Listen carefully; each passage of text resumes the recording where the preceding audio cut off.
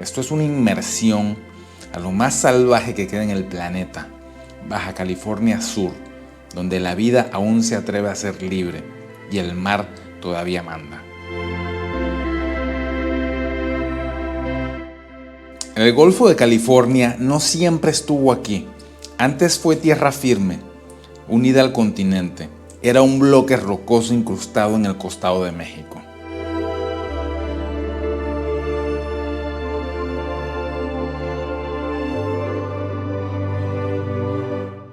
Pero hace unos 12 millones de años, las placas tectónicas comenzaron a desgarrarse lentamente y una grieta larga, incandescente, caprichosa, empezó a abrirse como una herida viva. Esa grieta separó la península del resto del continente, la empujó hacia el noroeste y en su lugar entró el mar. Así nació el Golfo de California, como el resultado inevitable de un planeta en movimiento. Una cuenca joven, caliente, aún en formación. Un mar que respira desde el fondo, que guarda volcanes submarinos, fisuras, respiraderos hidrotermales y fallas que crujen bajo la superficie como si fueran las costillas del mundo. Y esa violencia inicial, ese parto geológico, es justo lo que le dio el alma que hoy lo define. Porque con esa grieta entre dos placas, esa cicatriz azul, surgieron condiciones únicas para la vida. Aquí convergen aguas templadas del Pacífico, con corrientes ricas en nutrientes que suben desde las profundidades. Aquí se combinan fondos abruptos y plataformas costeras, islas volcánicas y esteros desbordados de vida.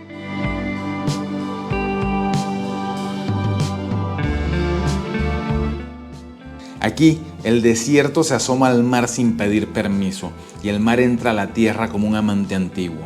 Esa mezcla intensa, contrastada, impredecible, lo cambió todo.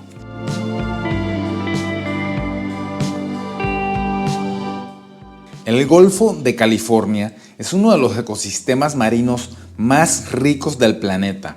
Cientos de especies de peces, 36 especies de mamíferos marinos, 5 de tortugas marinas, tiburones, cardúmenes que opacan el sol, mantas gigantes, delfines, lobos marinos y ballenas que migran miles de kilómetros solo para venir a parir acá, en este refugio, en este santuario, en esta grieta convertida en cuna.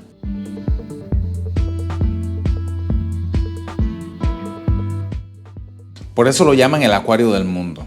Pero esta frase, aunque cierta, se queda corta. No es un acuario, es un templo biológico, un teatro natural donde el mar, el viento, la sal y la lava han escrito sus propias reglas.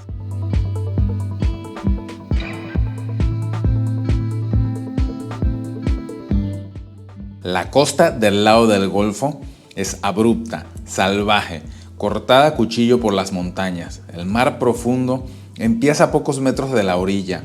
Es un abismo vertical lleno de luz y sombra. En cambio, la costa del Pacífico es una llanura. Es un desierto que llega hasta el agua con la humildad de quien se entrega. Allí en el Pacífico el océano ruge en olas largas. Aquí en el Golfo el mar murmura y late. Esa inclinación de la península, ese desnivel natural entre este y oeste, es también el reflejo de su alma partida. Dos mares, dos costados, dos formas de tocar el agua, pero es el lado del Golfo el que carga con la mayor carga de milagro. Todo esto, el calor, los nutrientes, la forma del fondo marino, las islas, las corrientes, las migraciones, convirtieron esta grieta geológica en un laboratorio natural donde la evolución ha jugado con libertad, donde la biodiversidad no se esconde.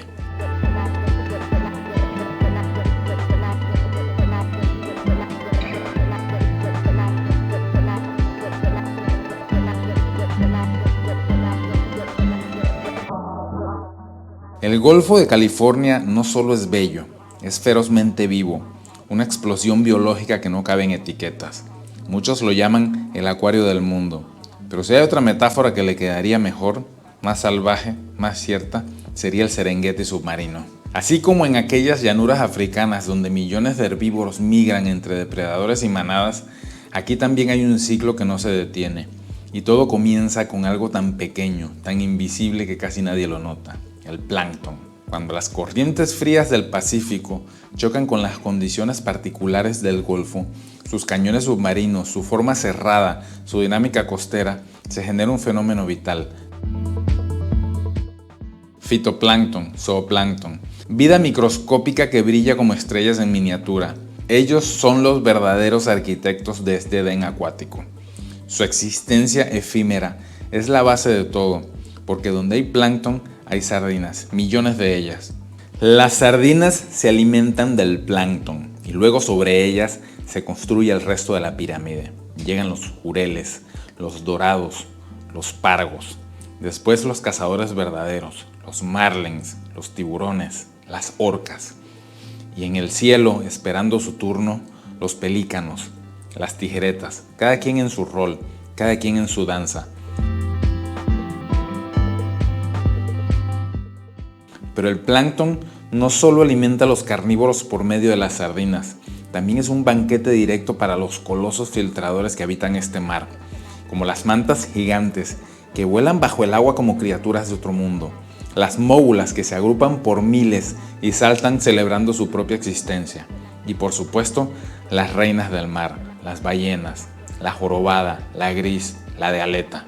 Todas vienen aquí, guiadas por rutas que nadie les enseñó, a comer, a parir, a vivir.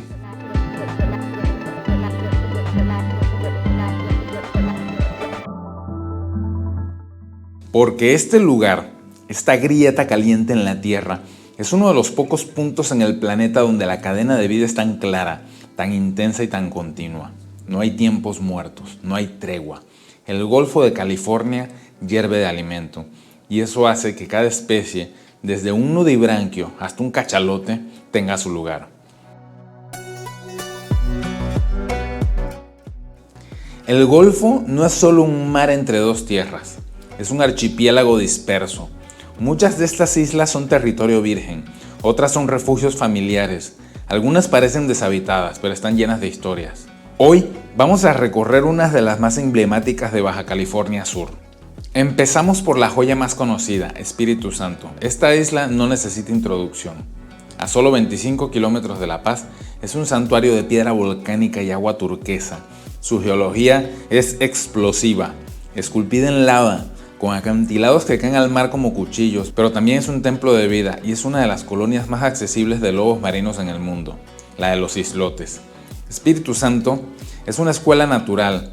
Cada bahía cuenta una historia distinta, cada arrecife revela un milagro. Justo al norte, separada por el canal de San José, se extiende Isla San José, más grande, más seca, más desértica, un territorio áspero, donde el sol calienta las piedras y el mar abraza la costa con fuerza. San José ha tenido historia humana, recolección de conchas, pesca, pastoreo de cabras, explotación de sal en tiempos pasados.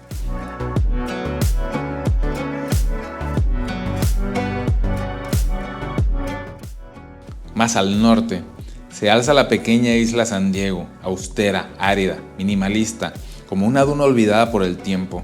Aquí el mar parece más antiguo, más primitivo y la vida se expresa sin interferencia.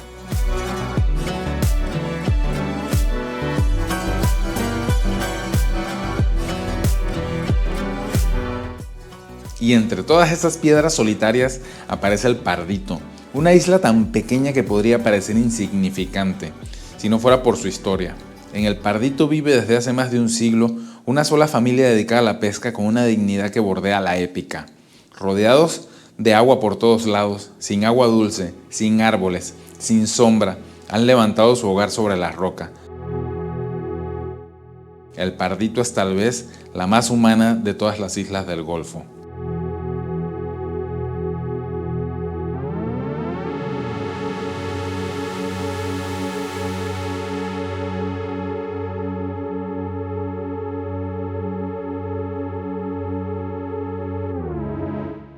Hay una isla que parece dibujada a mano, Isla San Francisco, con su forma de media luna perfecta, es una joya geológica que brilla entre la costa y la inmensidad azul.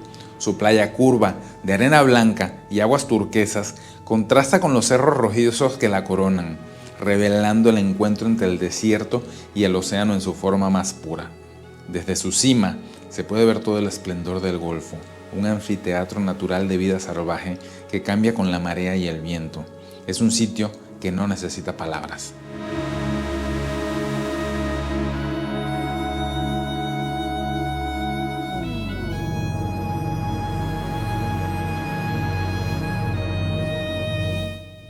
Completamente al sur aparece uno de los colosos olvidados, la isla Cerralbo, en algún momento renombrada Jacques Cousteau, aunque pocos locales usan ese nombre.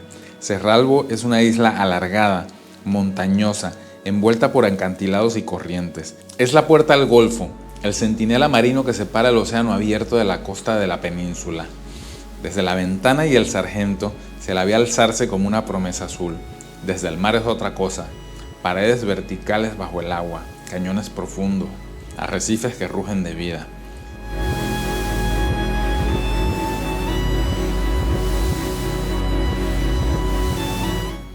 Cerralbo es un imán para los grandes encuentros, es punto de reunión de múltiples cetáceos. También es territorio de mantas y móbulas, y es que las corrientes que chocan en sus flancos hacen surgir nutrientes y eso convierte a Cerralbo en un punto caliente de biodiversidad marina.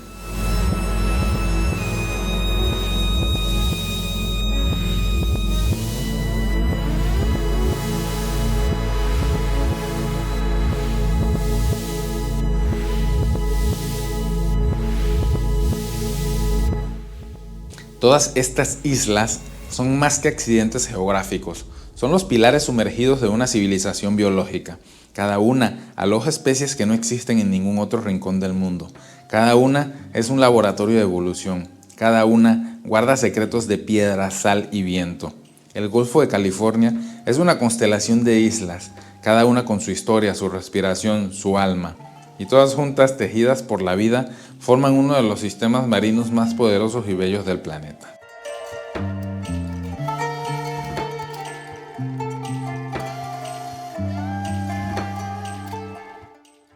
Hay un lugar al norte del archipiélago Espíritu Santo donde el desierto se asoma al mar con vértigo.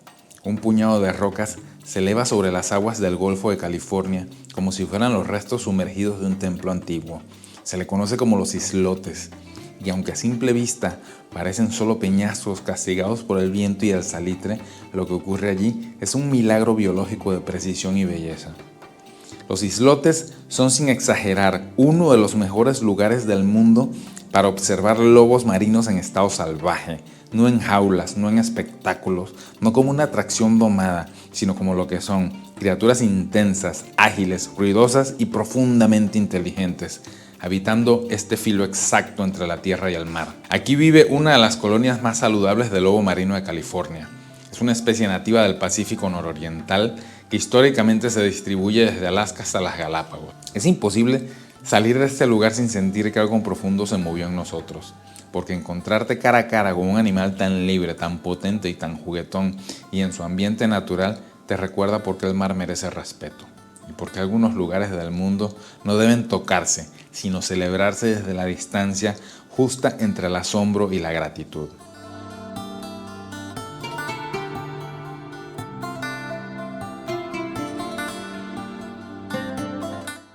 En las entrañas del Golfo de California habita una criatura tan inmensa como discreta.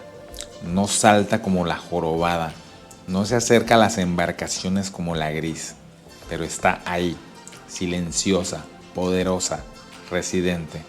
Es la ballena de aleta, la segunda criatura más grande que ha existido sobre el planeta.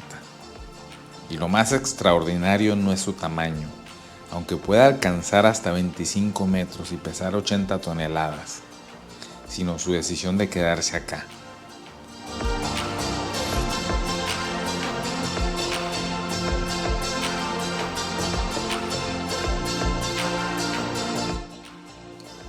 A diferencia de sus hermanas del océano abierto, esta población no migra, no cruza hemisferios ni persigue estaciones. Vive aquí todo el año, oculta entre islas volcánicas y cañones marinos. Es una población única en el mundo, aislada genéticamente, adaptada culturalmente, irrepetible. El Golfo no es su paso, es su hogar. Filtra toneladas de agua cada día, alimentándose de plancton que flota como polvo de vida en estas aguas fértiles. Y es que en este mar nada escasea. Las corrientes frías traen nutrientes, el plancton florece, la cadena se activa y al final allí están ellas, las centinelas del equilibrio, tragando océano para transformar lo invisible en existencia. Ver una ballena de aleta no es fácil. Son discretas, casi etéreas, nadan en línea recta, sin saltos ni espectáculos, pero cuando exhalan su soplo es vertical y poderoso, como una señal del mundo antiguo, como si alguien desde el fondo nos recordara que la grandeza no siempre grita, a veces solamente respira. No se sabe con exactitud por qué esta población decidió quedarse aquí. Tal vez fue el alimento, tal vez la temperatura, tal vez el aislamiento, o quizás fue la forma del Golfo, un mar profundo, cerrado, con 1000 rincones para esconderse, para criar, para existir sin ser molestado. Lo cierto es que no hay otra población como esta. Su genética es única y su destino vulnerable. Aquí viven solo unos cientos. Su diversidad genética es baja, su vida silenciosa, sus riesgos múltiples, un golpe de hélice, un cambio climático, un derrame, un ruido demasiado fuerte. Cualquier alteración en este santuario podía empujarla al borde, porque cuando una especie se queda en un lugar, lo apuesta todo por él. Por eso, esta ballena no es solo un habitante del Golfo, es su testigo más antiguo, su guardiana sumergida, y protegerla es proteger el equilibrio entero. Aquí, donde el mar se formó por una grieta de fuego, una criatura ancestral decidió detener su viaje y fundar un linaje. No hay migración, no hay regreso, solo permanencia, solo esta historia, solo este mar, solo esta ballena.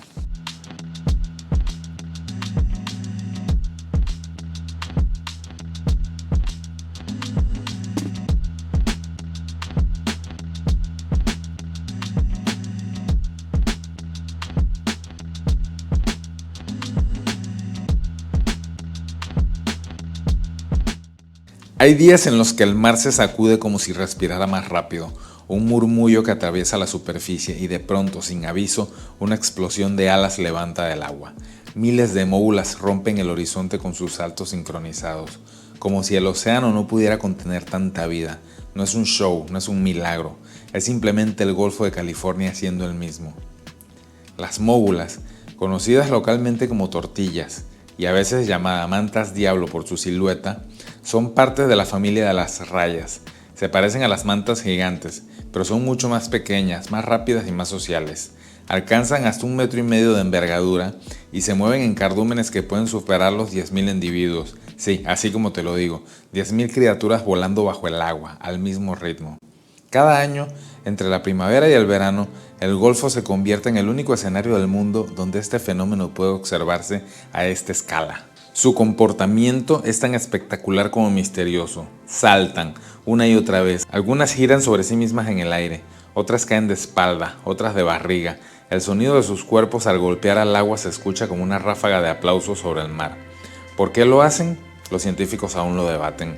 Podría ser una forma de comunicación, un juego, una manera de sacarse parásitos o una estrategia para cortejar. Pero cuando las ves en acción, entiendes que hay algo más, una danza antigua codificada en su sangre. No tienen aguijón venenoso como las rayas comunes, son filtradoras, se alimentan de plancton y pequeños organismos como las ballenas y las mantas. Nadan con la boca abierta y su nado es elegante, fluido, poderoso. Este espectáculo se da aquí por una razón. El Golfo es un motor biológico. Las urgencias marinas elevan nutrientes desde las profundidades. Eso alimenta al plancton, que a su vez sostiene a estas criaturas. Sin plancton no hay móbulas, sin corrientes frías no hay plancton. Es un equilibrio fino, antiguo, preciso.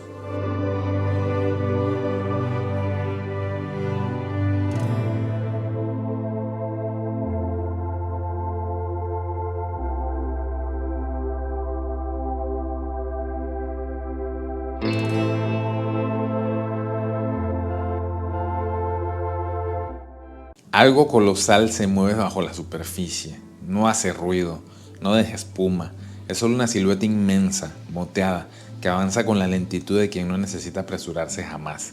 es el tiburón ballena, el pez más grande del planeta, y está aquí, en su casa, en el Golfo de California.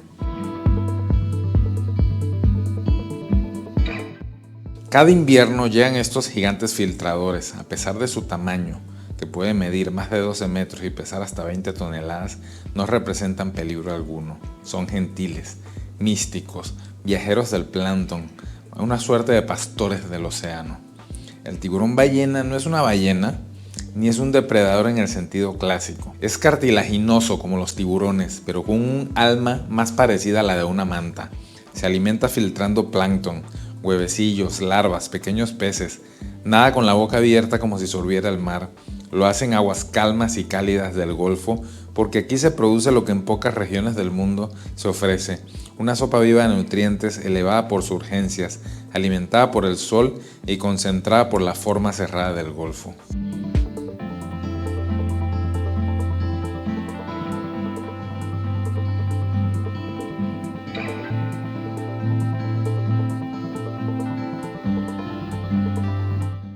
En esta región, el tiburón ballena es más que un visitante, es una presencia habitual, un símbolo de la salud del ecosistema y sin embargo sigue envuelto en misterio.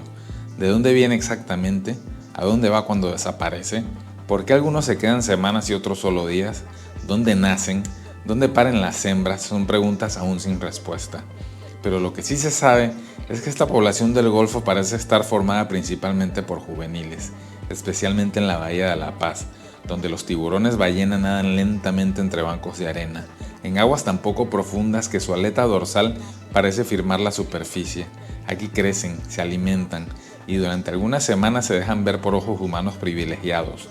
Acercarse a ellos es acercarse a otro tiempo, uno arcaico, anterior al ruido del motor, al plástico, a las redes. Su piel moteada parece el cielo nocturno de los primeros navegantes. Sus ojos pequeños, casi tímidos, escanean sin juicio. Su boca, capaz de tragar miles de litros de agua, se abre con serenidad de quien ha encontrado en el océano todo lo necesario. Su tamaño no los hace invencibles. Hoy están clasificados como una especie en peligro de extinción, amenazados por colisiones con embarcaciones, contaminación, pesca incidental y cambio climático. Son lentos, confiados, visibles. El mundo moderno no suele ser amable con los gigantes gentiles. Por eso, cada encuentro con un tiburón ballena aquí en el Golfo es un regalo, una advertencia y una promesa. Un recordatorio de que este mar, cuando se respeta, ofrece maravillas que no existen en ninguna otra parte, y una advertencia de que si no cuidamos estos santuarios, las bahías tranquilas, los esteros llenos de vida, las zonas de alimentación, podríamos perder a estos gigantes para siempre. Pero aún están aquí, nadando lento, confiando, dejando que los rayos del sol jueguen sobre su piel como constelaciones móviles, y mientras el Golfo los siga recibiendo, habrá esperanza.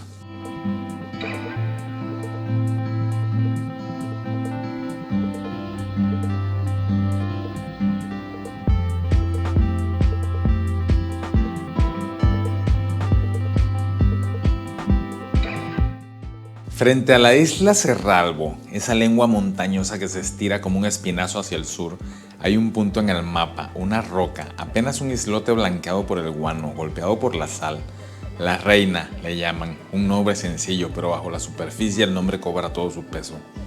Porque en esas aguas agitadas se manifiesta uno de los espectáculos más majestuosos que puede ofrecer este planeta, en silencio, sin anunciarse, como se hacen los rituales mágicos. Allí, entre corrientes cargadas de plancton y columnas de agua que se elevan desde el abismo, aparecen ellas, las mantas gigantes del Pacífico, las verdaderas reinas del mar. Aquí no necesitan otro título, llegan solas, inmensas, como velas negras navegando en lo profundo y giran alrededor del islote como si orbitasen un corazón de piedra. Vienen a limpiarse, a renovarse, porque ese pedazo de roca rodeado de azul es una estación de limpieza submarina. Un santuario ecológico donde peces pequeños limpian su piel, les quitan parásitos, las curan. El ritual dura minutos, horas, y durante ese tiempo la manta se queda suspendida, abierta al mar, como si se abandonara a algo más grande que ella. Verlas de cerca es entrar en otro estado. Pesan casi 1 tonelada, pero no se impone con violencia, se desliza, se entrega, y cuando gira sobre ti con esa mirada profunda de ojos laterales como espejos, te atraviesa el alma. No hay un ser humano que no se sienta diminuto ante una de estas criaturas, ni buzo que no contenga el aliento, porque esa danza es más que biología, es una ceremonia. Las mantas no tienen dientes, no tienen aguijón, son filtradoras, se alimentan de plancton como las ballenas, pero a diferencia de estas se mueven con alas. Son aves marinas sumergidas, son cometas con voluntad y aquí, en las aguas de Baja California Sur, encuentran uno de los pocos lugares del mundo donde pueden vivir ese momento de purificación en paz. Y entonces lo comprendes. El islote se llama La Reina, sí, pero no por su forma, sino por lo que sucede a su alrededor, porque en ese cruce invisible de corrientes y memorias, las verdaderas reinas llegan, giran y desaparecen.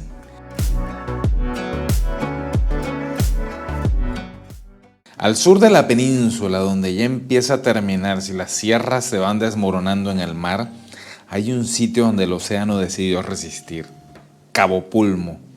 Desde tierra, parece un poblado modesto, sin hoteles de cadena, sin grandes muelles, sin ruido, pero debajo de sus aguas, lo que existe es otra historia. Es un arrecife de coral vivo, el más antiguo y mejor conservado del Golfo de California. Hace apenas 3 décadas, Cabo Pulmo estaba en silencio, un silencio triste, vacío. La pesca había dejado sus aguas casi sin peces. Sus arrecifes se cubrían de algas. Los pargos y las cabrillas eran recuerdos. El mar se sentía cansado. Y entonces ocurrió algo poco común. La comunidad decidió parar. Decidió dejar de pescar, de extraer y confiar como quien riega una semilla en el desierto, que la vida volvería si se le daba tiempo. Esa decisión cambió todo. En 1995, Cabo Pulmo fue declarado Parque Nacional Marino. En 2005, Patrimonio Natural por la UNESCO. Y en los años siguientes se registró lo impensable, una recuperación de más del 400% en la biomasa submarina desde el decreto del parque. Uno de los casos de conservación más exitosos del planeta, una historia de redención escrita en el azul profundo de esta bahía. Bajo sus aguas, los arrecifes de coral, que datan más de 25.000 años, son el hogar de cientos de especies. Aquí nadan los jureles en cardúmenes tan densos que oscurecen el agua como una tormenta viva. Se mueven en espiral, apretados, perfectamente sincronizados como si respondieran a una mente colectiva. Rodearlos, bucear en medio de ellos es como flotar dentro de una criatura gigantesca y líquida. En lo profundo, patrullan los tiburones toro, los grandes depredadores de este ecosistema, poderosos, tranquilos, imponentes, pueden llegar a los 3 metros de longitud, se acercan con curiosidad, sin miedo, sin agresividad. Son la prueba viva de que la cadena trófica aquí está intacta, porque donde hay tiburones grandes, hay salud en el ecosistema. Su presencia es un sello de calidad biológica.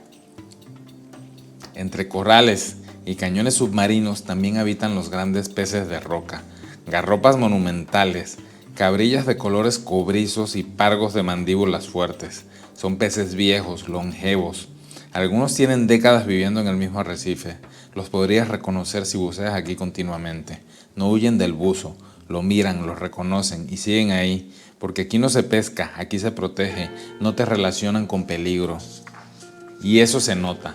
Hasta los corales, que prácticamente son inmóviles, florecen con fuerza.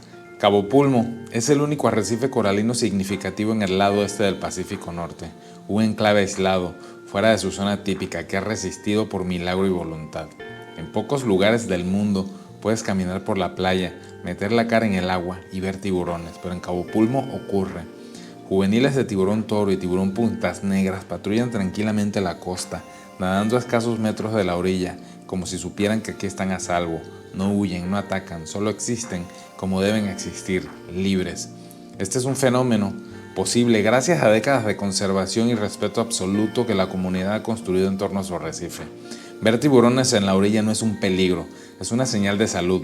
Es cuando el mar te dice: aquí aún mando yo.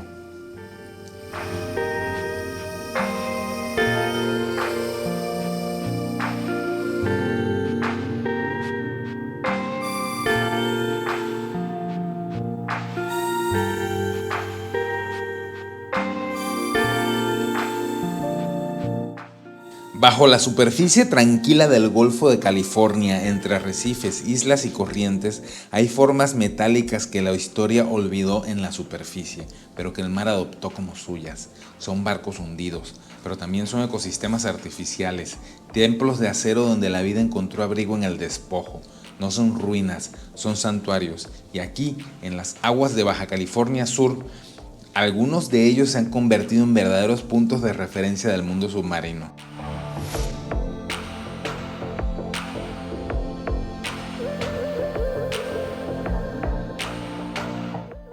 Uno de los más impresionantes es el Vencedor, un barco atunero que encontró su tumba frente a la costa de Cabo Pulmo. Pero si el naufragio fue una tragedia, lo que vino después fue una revelación. Se convirtió en un imán para la vida. Hoy, este sitio es uno de los pocos lugares en el mundo donde se pueden observar tiburones toro en estado salvaje, tranquilos, patrullando los despojos corroídos como si fueran los nuevos capitanes del barco. Los tiburones toro aquí no se ocultan, dan vueltas pausadas entre los restos, acompañados de cardúmenes compactos de pargos, y a veces se detienen, como si reconocieran al Vencedor como su casa. La estructura que queda del barco ofrece lo que necesitan para sus procesos vitales y sobre todo paz. Aquí no se pesca, solo hay silencio, solo el eco de lo que alguna vez fue humano, ahora cubierto de coral, esponjas y vida.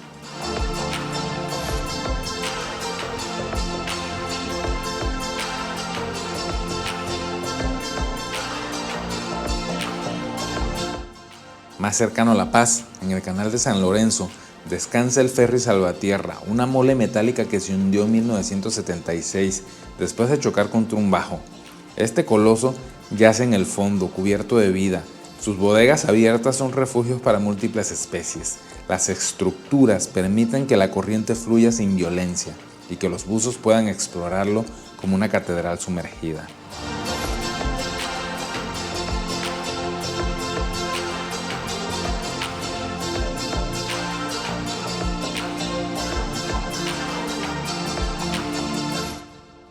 Pero hay más. En Espíritu Santo, frente a la isla, descansan barcos hundidos de forma deliberada.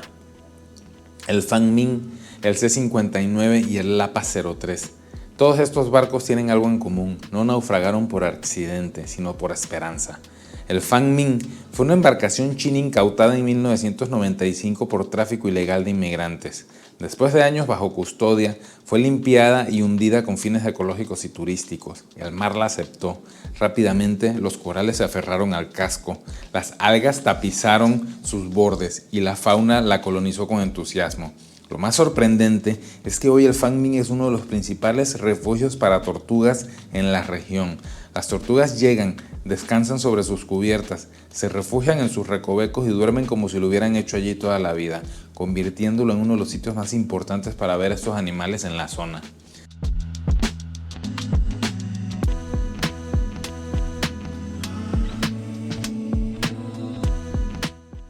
Muy cerca yace el Lapas 03, un barco menor pero no menos simbólico. También fue adaptado como arrecife artificial. Sus estructuras abiertas son ahora hogar de especies juveniles, camarones, morenas, peces ángel y todo tipo de microhábitats que no habrían existido en el lecho marino arenoso donde fue colocado. La vida lo ha abrazado y el resultado es una cápsula de biodiversidad que ningún arrecife natural hubiera podido formar tan rápido.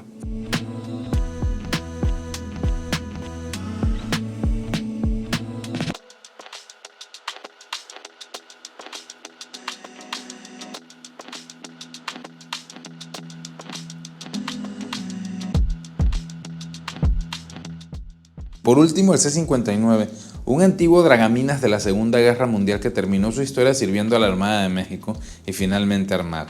Hoy, el C-59 cayó sobre uno de sus costados y yace a 20 metros de profundidad. Es uno de los naufragios más visitados por buzos en la región. Con pasillos amplios, espacios abiertos, un perfil imponente y adaptado para un buceo cómodo, el C-59 ofrece una experiencia visual impactante y segura.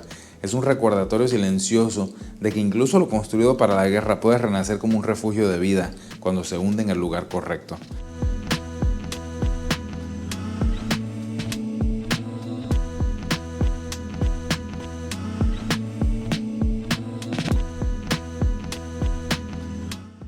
Estos barcos no son escombros, son testigos del poder de la transformación. Donde antes hubo tráfico, abandono o accidente, ahora hay regeneración, refugio y belleza. Cada tornillo oxidado sirve como un ancla para algún pólipo. Cada bodega vacía se vuelve cueva para los grandes. Cada sombra metálica es una vida que renace. Los naufragios no son solo historia, son vida nueva, y bucearlos es como entrar en un museo de acero y sal, donde el tiempo se mezcla con el agua y el silencio se llena de aletas, escamas y miradas que no olvidan.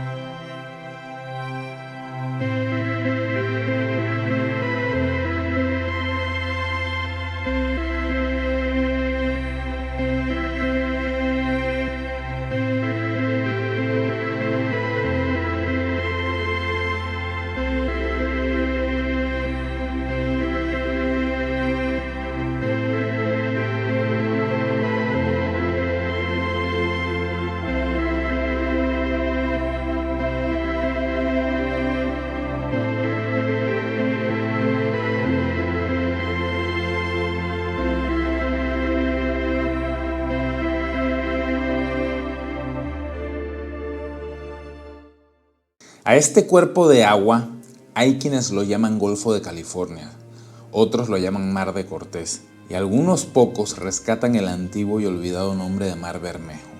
Todos estos nombres apuntan hacia el mismo cuerpo de agua, ese corredor líquido que separa la península de Baja California del resto de México. Pero ninguno de esos nombres es inocente, todos son herencia de la mirada extranjera, del deseo de poseer lo que se contempla, y este mar ha sido nombrado muchas veces, pero nunca por quienes lo habitaron primero. El término California no nació aquí, ni en la mente de ningún navegante real, sino viene de la ficción. Aparece por primera vez en la novela de caballerías del siglo XV titulada Las Sergas de Esplandián, escrita por Garci Rodríguez de Montalvo, donde se describe una isla fabulosa llamada California, habitada por mujeres guerreras que vivían sin hombres en un paraíso de oro. Esta isla estaba muy cerca del paraíso terrenal y era un lugar mítico, exótico, salvaje. Cuando los conquistadores españoles llegaron a estas costas áridas y vastas, creyeron haber encontrado esa tierra imaginada. Así nació California, un mito literario convertido en geografía por error. Hernán Cortés, años después de la conquista de Tenochtitlan, obsesionado con encontrar nuevos territorios y rutas comerciales, financió varias expediciones hacia el noroeste del virreinato. En 1535 llega personalmente a lo que hoy sería La Paz, entonces bautizada como Bahía de la Santa Cruz. Reclamó las tierras para la corona española e intentó fundar una colonia que fracasó rotundamente. En 1539 envió a su capitán Francisco de Ulloa a explorar lo que entonces se creía era una isla. Ulloa navegó hacia el norte y descubrió que era una península. A su regreso se refería a ese mar como Mar de Cortés, en honor a su patrón, pero también como Mar Bermejo, por el color rojizo que adquirían sus aguas al atardecer. Años más tarde, los mapas oficiales lo consolidaron como el Golfo de California. Estos tres nombres, Golfo de California, Mar de Cortés y Mar Bermejo, vienen de un mismo origen, la pluma española. Son etiquetas puestas desde fuera, según sus intereses, sus referentes y sus estructuras de poder. No hay un solo nombre para este mar que haya nacido desde las lenguas originarias de la península.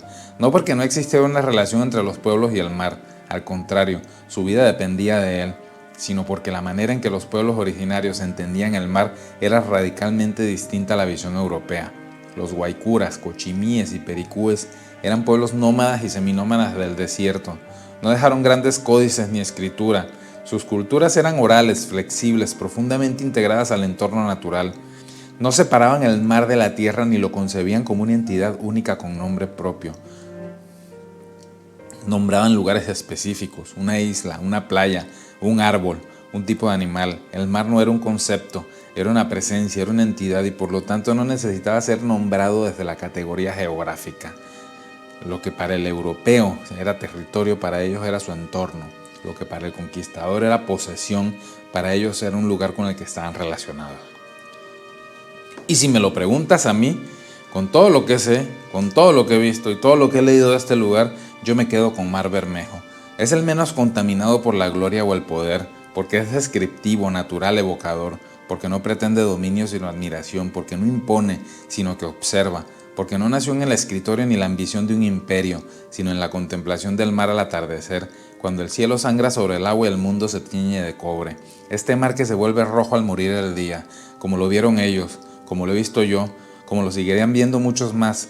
Un mar que no necesita de mapas ni de imperios para existir, que seguirá siendo, respirando, brillando, hasta el día que los humanos seamos apenas un recuerdo disuelto en las cicatrices milenarias del planeta.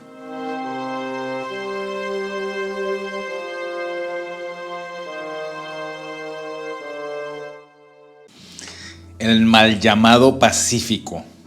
Afuera, al otro lado de las sierras y los desiertos que desgarran la espina dorsal de la península, vive otro mar. No es amable, no es tranquilo, no es azul turquesa ni tiene bahías protegidas donde anclar con seguridad. Es el Océano Pacífico, el mal llamado Pacífico. Y aquí, en las costas de Baja California Sur, se muestra de forma cruda y poderosa, porque de Pacífico solo tiene el nombre.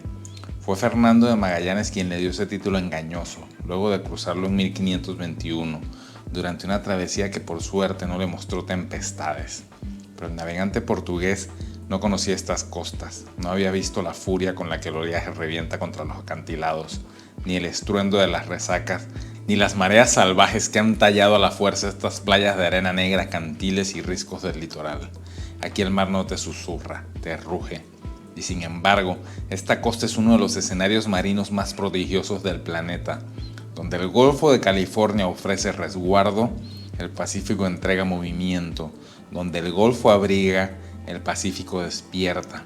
Aquí cazan los grandes pelágicos, dorados, marlin, pez vela. Aquí viajan las ballenas jorobadas que vienen desde Alaska para parir en estas aguas. Y aquí se ve, desde la orilla, la llegada de la ballena gris que surca todo el Pacífico Norte para entrar una por una a las lagunas de Baja California Sur a tener a sus crías.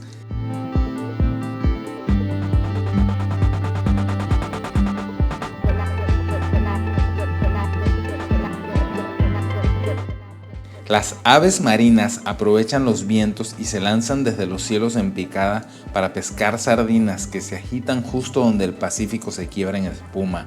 En tierra, las dunas costeras y esteros se transforman en oasis de vida que brota del encuentro entre el mar más bravo y los desiertos más antiguos. Y por esto es esencial en el alma de Baja California Sur, porque la península está definida por estas dos costas, la del Golfo, íntima, fértil, y la del Pacífico, brutal y sagrada. Juntas moldean la vida, los climas, las rutas migratorias y hasta la forma de ser de quienes aquí viven.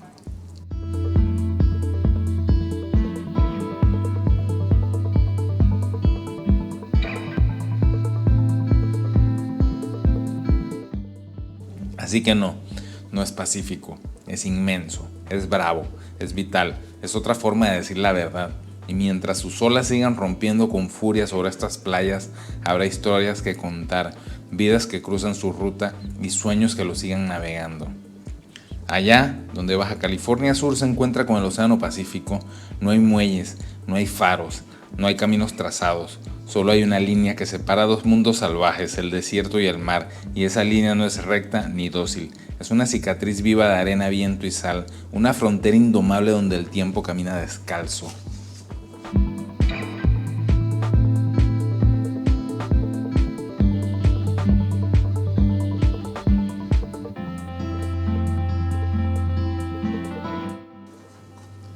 Las llaman las playas del Pacífico, pero eso es simplificar demasiado.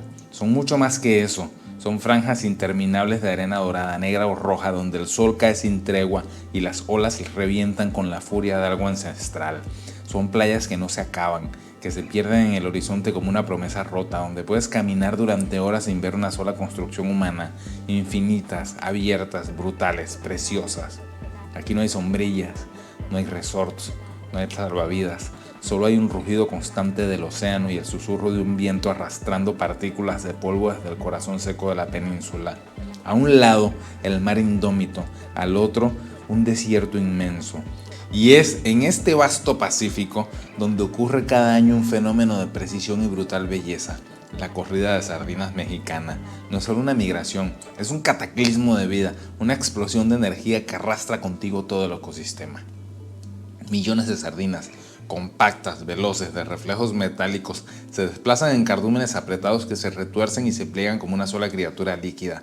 Son alimento, son movimiento, son el sostén de una pirámide, son un pulso brillante que avanza como una tormenta viviente y donde pasan el mar se agita con un frenesí que no conoce descanso.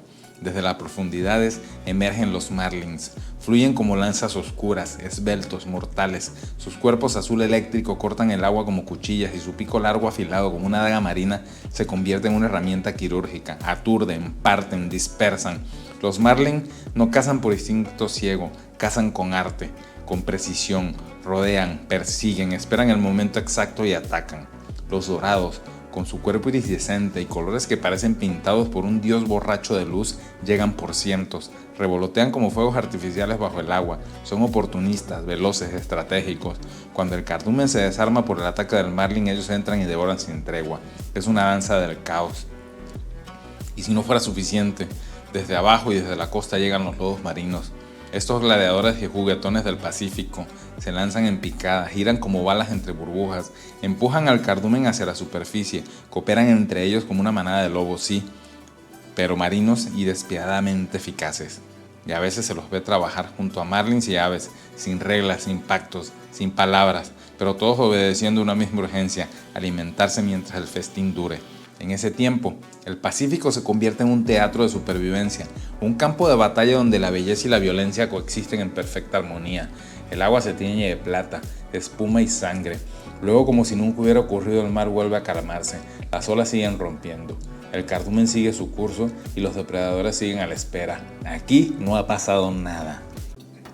Hay una criatura que cruza el mundo con la memoria tatuada en su sangre. Una viajera de 15 metros de largo que cada año desafía el frío, las corrientes, los mares abiertos para volver a donde todo comenzó. Esta es la ballena gris, esa madre de las profundidades que convierte a Baja California Sur en su cuna, en refugio, en un abrazo tibio en medio del océano más vasto del planeta.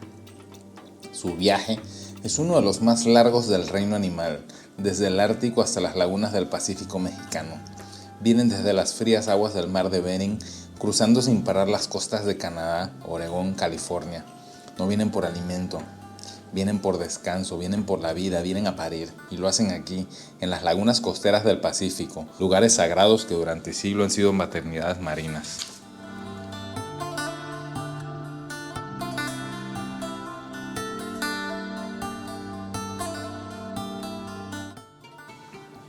La primera vez que uno ve una ballena gris no lo olvida. Aparece como un suspiro del océano, un lomo gigantesco, cubierto de cicatrices, de costras, lapas y mares secretos. A veces es la madre, a veces el vallenato, a veces ambos jugando, respirando, mostrando la cola como saludo, como advertencia o como despedida. Es un animal que no impone con furia, sino con presencia, que no teme pero tampoco desafía. Simplemente está. Y aquí ocurre lo más insólito. La ballena gris busca al humano, se deja tocar, se deja mirar. Son encuentros que parecen mágicos, pero que tienen siglos de historia y una de reconciliación. Porque sí, la ballena gris fue brutalmente cazada hace poco más de un siglo. Las lagunas donde hoy las observamos eran mataderos flotantes. Sus cuerpos eran convertidos en aceite, sus crías las primeras en morir, pero la especie resistió y en uno de los milagros más notorios de la conservación global, las ballenas grises del Pacífico Oriental se recuperaron. Hoy su población ronda los 20.000 individuos. Baja, sube, pero sigue firme, porque las madres siguen regresando. No es solo por instinto, es la memoria viva. Porque estas aguas guardan más que la temperatura ideal, tienen una historia, un código, una huella. Es que el mar de Baja California Sur no solo da alimento, da origen, da identidad. Es aquí donde los grandes cetáceos nacen, respiran por primera vez, dan sus primeros aletazos y aprenden a moverse entre corrientes, abren sus ojos al mundo, ven las mareas. Es aquí donde la vida por un instante tiene forma de gigante. Y cuando llega la hora de partir, marzo, abril, madre e hijo cruzan el Pacífico rumbo al norte. Suben por el mismo canal que los trajo, desaparecen del horizonte, pero dejan algo atrás, una sensación imposible de explicar. Como si el mar hubiera hablado, como si el mundo por un momento se hubiera puesto en pausa para recordarnos que aún existen criaturas que migran no por obligación, sino por amor. Y esa criatura es gris, pero bajo el sol sudcaliforniano brilla como el alma misma del océano.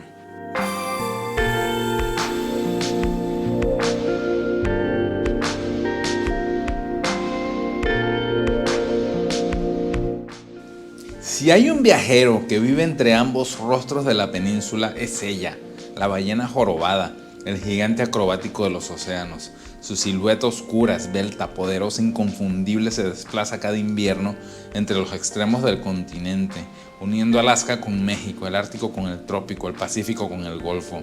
A diferencia de la ballena gris, que se refugia casi exclusivamente en las lagunas costeras del Pacífico, la jorobada se reparte entre los dos mares sudcalifornianos con una elegancia sin mapa fijo. Se le ve en el Pacífico, pero también entra por Cabo y se interna en el Golfo. Ningún otro cetáceo grande reclama tanto dominio en ambos litorales. No viene sola, viene a cantar, viene a saltar, viene a parir, viene a alegrarle la vista al afortunado que la vea brincar. Las ballenas jorobadas llegan a estas aguas entre noviembre y diciembre, luego de cruzar miles de kilómetros desde sus áreas de alimentación en el norte del Pacífico.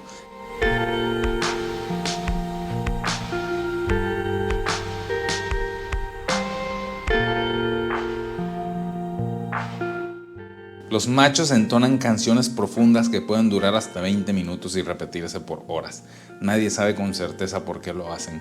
Algunos creen que es cortejo, otros piensan que es territorio, pero si uno se sumerge, puede escucharlas vibrar a través del agua como si el mar mismo tuviera voz.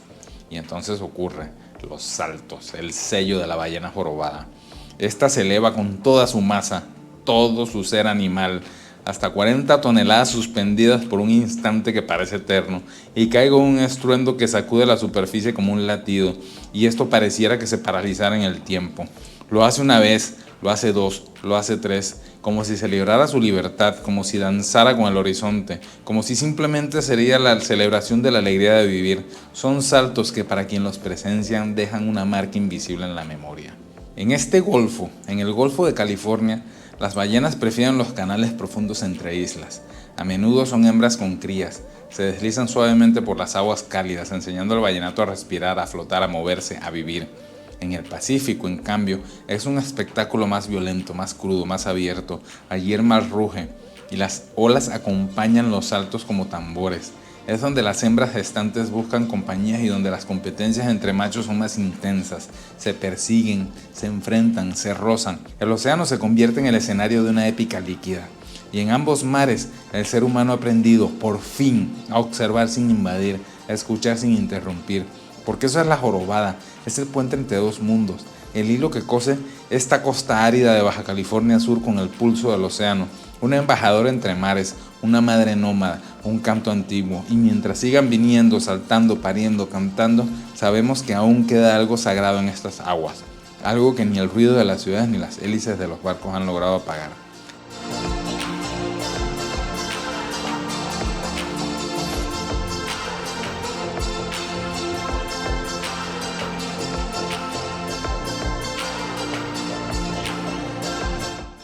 Al final del camino, cuando uno recorre la península desde las montañas hasta la orilla, desde las dunas hasta el fondo del mar, descubre que el Golfo de California y el Océano Pacífico no son enemigos, ni opuestos, ni siquiera contrarios. Son hermanos que no se miran pero se sienten. Son el pulso doble que sostiene a Baja California Sur como un puente sagrado entre dos abismos.